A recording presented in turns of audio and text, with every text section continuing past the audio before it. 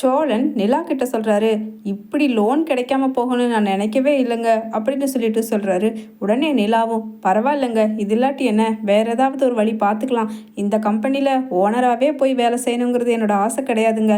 எனக்கு வேற கம்பெனியில் என்னோட எக்ஸ்பீரியன்ஸை கன்சிடர் பண்ணி நல்ல பே கொடுத்து எனக்கு வேலை கிடைச்சாவே போதுங்க அப்படின்னு சொல்லிட்டு நிலாவும் சொல்கிறாங்க. உடனே சோழன் சொல்கிறாரு, இல்லைங்க, எனக்கு ஏனோ மனசு ஒரு நல்ல சான்ஸ் கிடைச்சி உங்களை அங்கே உட்கார வைக்க முடியாமல் போயிடுச்சு. நீ எல்லாம் ஒரு நல்ல புருஷனாடான்னு சொல்லி என் மனசாட்சியை என்னை கேள்வி கேட்குதுங்க அப்படின்னு சொல்லிட்டு சொல்ல, ஆ என்ன சொன்னீங்க அப்படின்னு சொல்லிட்டு நிலா கேட்க, ஆஹா, நீ எல்லாம் ஒரு மனுஷனாடான்னு என்னை கேள்வி கேட்குதுன்னு சொன்னங்க. உங்களுக்கு ஏன் என்ன மாதிரி கேட்டுச்சு அப்படின்னு சொல்லிட்டு கலாய்க்கிறாரு. உடனே நிலாவும், இல்லை நீங்கள் மாற்றி தான் பேசுகிறீங்கன்னு தெரியுது அப்படின்னு சொல்லிக்கிட்டு இருக்க. உடனே சேரன் வெளியில் வர்றாரு.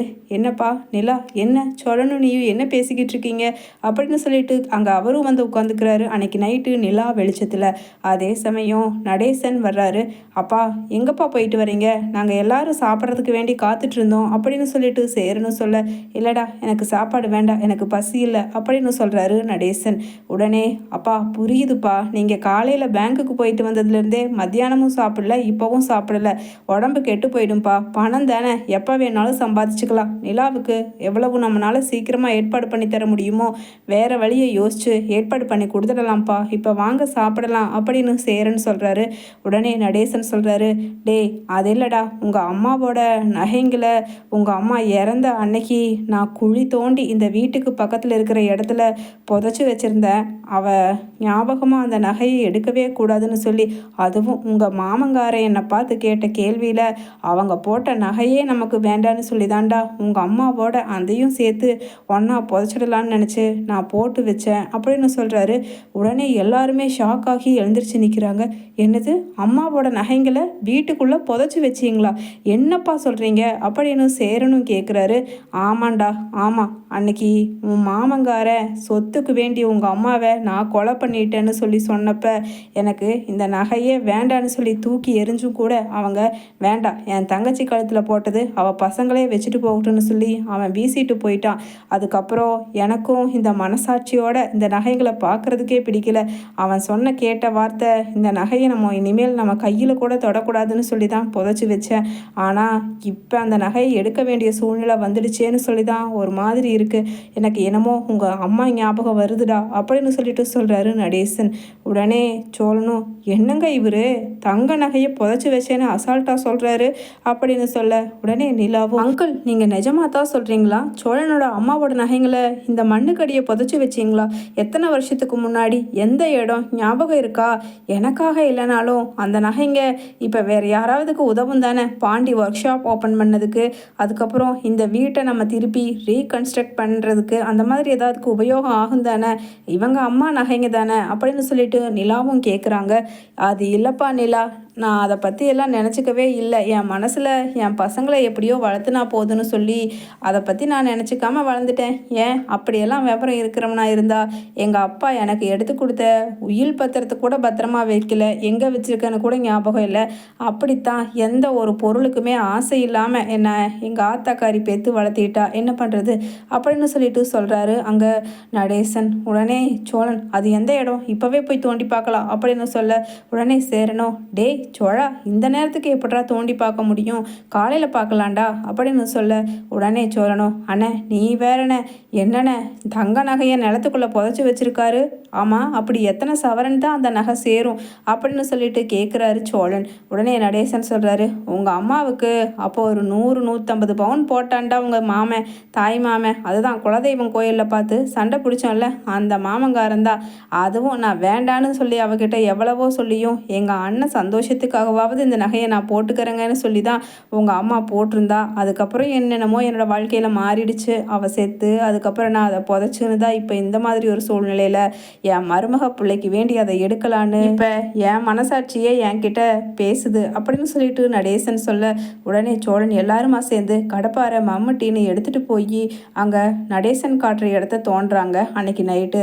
அப்போ நிலாவும் பக்கத்தில் உட்காந்துட்டு, என்ன அங்கிள் இந்த இடம் தானா, கிட்டத்தட்ட இப்போ ஒரு 50 அடிக்கு பக்கமாக நம்ம தோண்டிட்டோம், இப்போ வரைக்கும் கிடைக்கலையே அப்படின்னு சொல்ல, உடனே நடேசன் சொல்கிறாரு, இல்லைம்மா அது ஒரு 30 வருஷத்துக்கு முன்னாடி புதைச்சது, ஏதாவது நம்ம இடம் கொஞ்சம் நஞ்சம் தள்ளி தோண்டி இருந்தோன்னா கரெக்டாக சொல்ல தெரியாதுல்ல. அந்த நகையே இனிமேல் எடுக்கக்கூடாதுன்னு சொல்லி தான் நான் புதைச்சதால எனக்கு சரியாக ஞாபகமே வர மாட்டேங்குது. இந்த இடம் தான் நினைக்கிறேன் அப்படின்னு சொல்ல உடனே சோழன், பார்த்தீங்களா இவருக்கு இருக்கிற லொல்லு லோலாயமும் யாருக்குமே இருக்காது.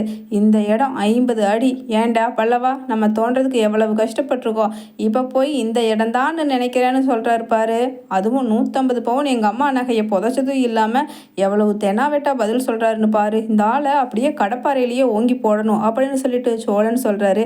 உடனே நிலா சொல்கிறாங்க, என்னங்க இப்படி பேசுகிறீங்க அப்படின்னு நிலாவும் சோழனை கண்டிக்கிறாங்க. உடனே சோழன் சொல்கிறாங்க, ஆமாம் இவளுக்கு என்ன உட்காந்துட்டு பேசுகிறவளுக்கு ஈஸியாக தான் இருக்கும். ஏண்டா பல்லவா, இங்கே வெட்டி பார்த்தா தானே தெரியும் அப்படின்னு சொல்ல உடனே சோழனும், ஏதோ பானை தெரியுது, டேய் பல்லவா பாருடா அப்படின்னு சொல்ல கீழே இருக்கிற சேரனும், டேய் ஆமாண்டா, டேய் இந்த பானைக்குள்ளே நகை தான் இருக்கும் போல அப்படின்னு சொல்லிட்டு அந்த பானையை எடுத்து பார்க்குறாங்க. அப்பா பானைக்குள்ளே தான் நீங்கள் அந்த நகையெல்லாம் போட்டு புதைச்சிங்களா அப்படின்னு கேட்க உடனே நடேசனும், ஆமாம் நான் பானைக்குள்ளே தான் வச்சு புதைச்சேன், அதே பானை தான், எடுங்கடா மேலே அப்படின்னு சொல்லிட்டு அந்த பானையை ஓப்பன் பண்ண அப்படியே 150 பவுன் மதிக்கத்தக்க தங்க நகைங்க அதுக்குள்ளே இருக்கிறத பார்த்து, அண்ணன் நாமளும் பணக்காரங்களாக தான் இருந்திருப்போம், ஆனால் இவர் இத்தனை நாள் அதை மறைச்சிட்டாரே அப்படின்னு சொல்ல உடனே சேரன் சொல்கிறாரு, டேய் எந்த ஒரு கெட்டத்துலையுமே ஒரு நல்லது இருக்குண்டா.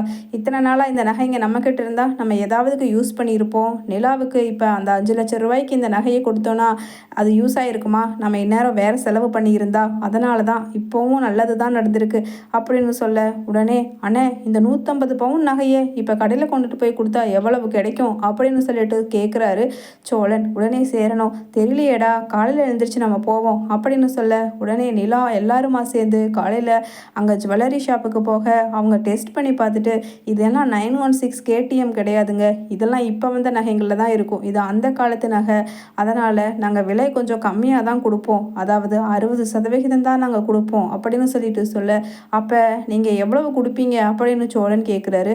கிட்டத்தட்ட ஒரு 1 கோடி ரூபாய்க்கு பக்கமாக இருக்குதுங்க இந்த நகைங்க எல்லாம் அப்படின்னு சொல்கிறாரு. உடனே ஷாக் ஆகிறாரு. என்ன சொன்னீங்க, மறுபடியும் சொல்லுங்க அப்படின்னு சோழன் கேட்க, 1 கோடி ரூபாய்க்கு போகுங்க அப்படின்னு சொல்ல உடனே நடேசன், அது 1 கோடியெல்லாம் எனக்கு தெரியாது, 5 லட்சம் ரூபா கிடைக்குமா, எனக்கு அதுதான் வேணும், என் மருமக புள்ள நிலாவுக்கு அது கிடைச்சா போதும் அப்படின்னு சொல்ல உடனே சேரன் சொல்கிறாரு, அப்பா 5 லட்சங்கிறது ரொம்ப கம்மிப்பா, அவங்க சொல்கிறது அந்த மாதிரி ஒரு 20 மடங்கு சொல்கிறாங்க அதிகமாக, அதனால் நம்ம எதிர்பார்க்குற தொகையை விட 20 மடங்கு அதிகமாக கிடைக்கும்னு சொல்கிறாங்கப்பா அப்படின்னு சொல்ல உடனே நடேசன் சொல்கிறாரு, என்ன எளவோ லட்சங்கிறாங்க கோடிங்கிறாங்க, எனக்கு அதெல்லாம் தெரியாது, என் மருமக புள்ள நிலாவுக்கு முதல்ல 5 லட்சம் ரூபாய்க்கு கொடுங்க கடைக்காரரே அப்படின்னு சொல்லிட்டு வாங்கி கொடுக்குறாரு. நிலா ஒன்றும் தெரியாத அப்பாவியாக இருந்தாலும் தான் மேலே எவ்வளவு கரிசனமாக இருக்கிற நடேசனை பார்த்து அப்படியே ஒரு மாதிரி சந்தோஷப்படுறாங்க மனசுக்குள்ளே. இந்த மாதிரி ஒரு குடும்பத்தில் நம்ம மருமகளாக வந்ததுக்கு கொடுத்து வச்சுருக்கணும்னு நினைக்க உடனே, அண்ணே பாக்கி இந்த பணத்தை வச்சு நம்ம என்னென்ன பண்ணலாம் அப்படின்னு சொல்லிட்டு சோழன் கேட்க உடனே சேரணும், அதான்டா எனக்கும் புரியலை அப்படின்னு சொல்ல நிலா சொல்கிறாங்க, நாம் வீடு பெருசாக அழகாக கட்ட போகிறோம், சேரன் அண்ணா கல்யாணம் ஆனால் அவருக்கு ஒரு ரூமு, பாண்டிக்கு கல்யாணம் ஆனால் அவருக்கு ஒரு ரூமு, பல்லவனுக்கு கல்யாணம் ஆனால் அவருக்கு ஒரு ரூமு, அங்கிளுக்கு ஒரு ரூமு, அதுக்கப்புறம் சோழன் உங்களுக்கு கூட ஃப்யூச்சரில் கல்யாணம் ஆகும் தானே, அப்போ உங்களுக்கு ஒரு ரூம் தேவைப்படும் தானே, நானே ஆர்கிடெக்ட் பண்ணி கட்டி தந்துட்டு தான் இந்த வீட்டை விட்டு போவேன் அப்படின்னு சொல்ல உடனே சோழன், அடிக்கடி என்னை சீண்டி பார்க்கலன்னா உனக்கு தூக்கமே வராதாடி அப்படின்னு நினச்சிட்டு சந்தோஷமாக இருக்கிறாரு. அந்த பணத்தை முதல்ல எடுத்துகிட்டு போய் திவ்யா கிட்ட கொடுத்து முதல்ல நீங்களும் பார்ட்னர் ஆகிறத கன்ஃபார்ம் பண்ணிக்கங்க அப்படின்னு சோழன் சொல்ல எல்லாருமா கிளம்பி சந்தோஷமாக போகிறாங்க வீட்டுக்கு.